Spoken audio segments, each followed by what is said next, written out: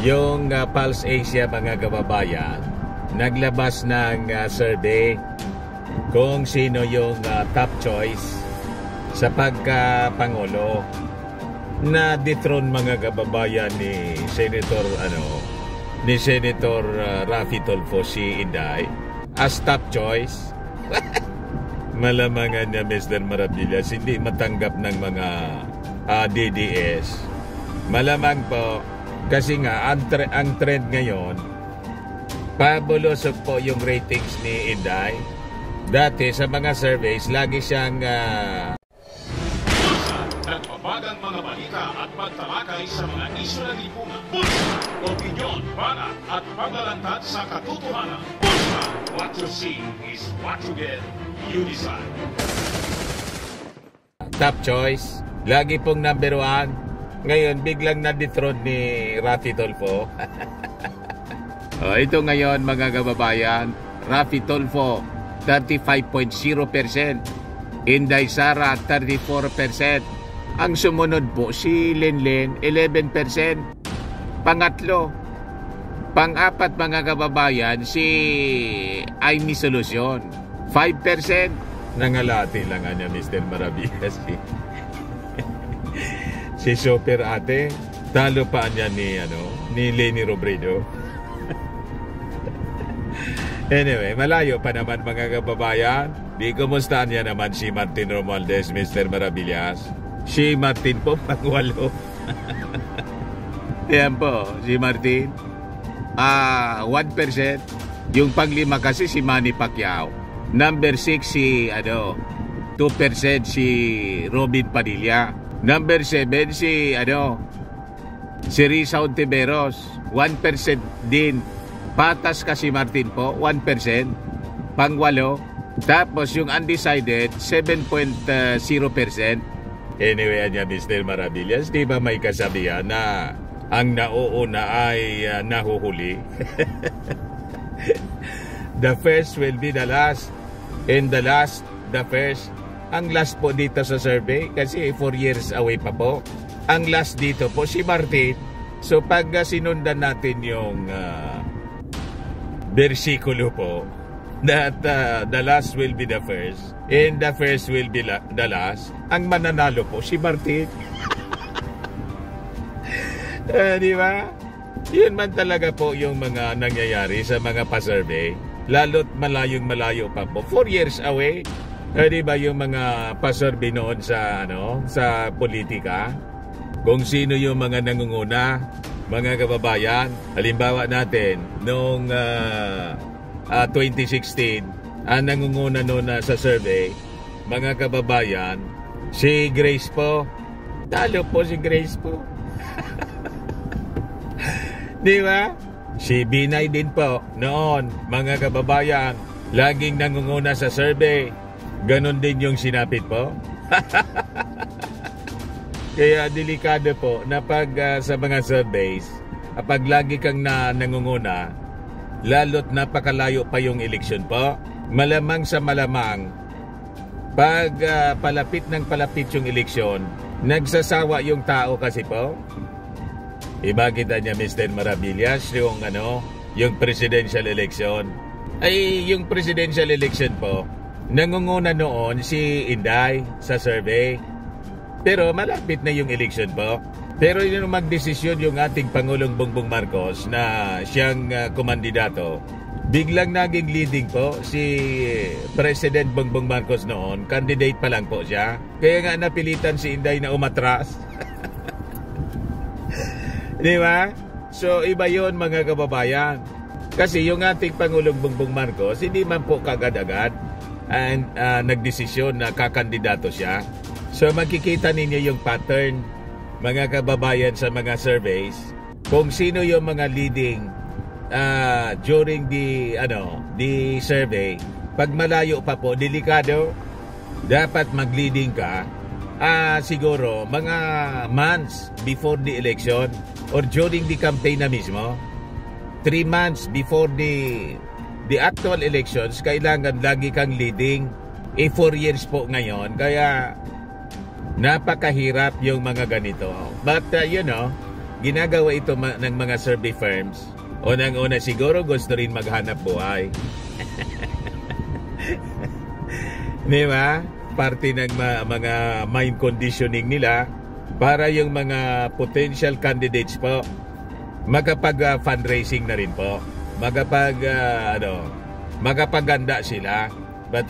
But before ko mga kababayan bigay sa inyo yung full story ng mga balita niyan, click subscribe muna dito sa ating YouTube channel and hit the notification bell para lagi po kayong updated sa mga kaganapan dito sa ating bansa.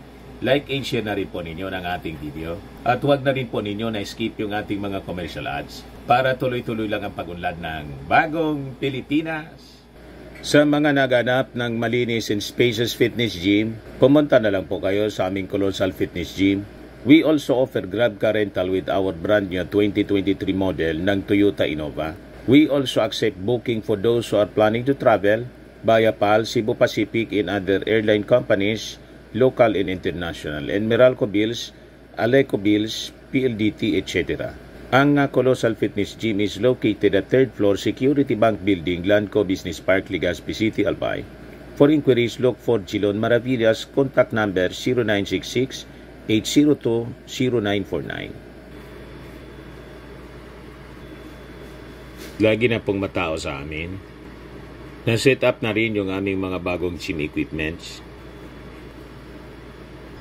May treadmill na rin po kami. Ito naman po yung bago naming product na binibenta online. Eye Glow Serum, whitening po siya. Tingnan ninyo yung epekto sa aking anak na architect before and now. Yung mga inquiries po ninyo, dumiretso na lang kayo sa kanyang Facebook account, Riz Maravillas. Ito naman po, Firmax Firming and Lifting Cream, pinapahid po sa mga pulses and affected area. Mainam po siya sa mga pains, mga paninigas na mga kaso-kasuan. Pinapahid-pahid lang po siya sa mga pulses. Ito naman po, Automax Radiant Serum. Sa mukha naman yung application. Anti-aging po siya. You will look 10 years younger than your age. Sa mga cancer patients naman po, baka lang gusto ninyo itong itry. Ningxia Red Mix Fruit Drink. Hindi man po siya gamot, food supplement siya. Kaya lang, gawa siya mga kababayan sa goji berry. Yung goji berry may anti-cancer properties. Yung mga inquiries po ninyo, dumiretso na lang kayo sa aming messenger sa Facebook para masagot namin agad. Ayos pa? Ayos na ayos niya, Mr. Maravillas. Kanilang mga supporters po, lalo yung mga negosyante, magka-idea na kung sino yung mga potential candidates, mga kababayan na pwede nilang isupport. Pag nakita kasi ng mga negosyante ang mga potential presidential candidates, nagsisimula na sila na mag-invest doon sa pamamagitan ng pagbigay-bigay ng mga pondo. Ganun po yung politika. Kaya naintindihan natin kung bakit masyadong napaaga yung mga pa-survey-survey, lalo na po sa presidential position. At yung may mga intensyon talaga po, mga kababayan, na lumaban sa sa 2028. Simple yung mga preparations nila, mga kababayan, di tulad nung mga panahon, ay talagang nagiging napakahaba na ngayon. Ngayon pa lang, may mga preparations na sila na mga ginagawa. But it will intensify, mga kababayan, in the coming months. And yung midterm election, doon natin makikita kung sino-sino talaga po. Then after the midterm election, magiging malinaw na.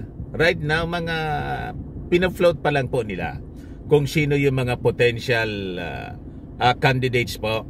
Pero ang iba dyan, hindi man po talaga tatakbo. Siguro yung iba, ang posisyon na tatakbuhan, pagka senador muna. Yung mga dating senador, babalik muna sa Senado, just like Manny Pacquiao. Then afterwards, pwedeng tumakbo sila either sa pagka-vice presidente or presidente ng ating bansa.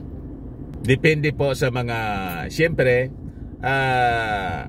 support na makukuha nila sa kanilang mga sponsors.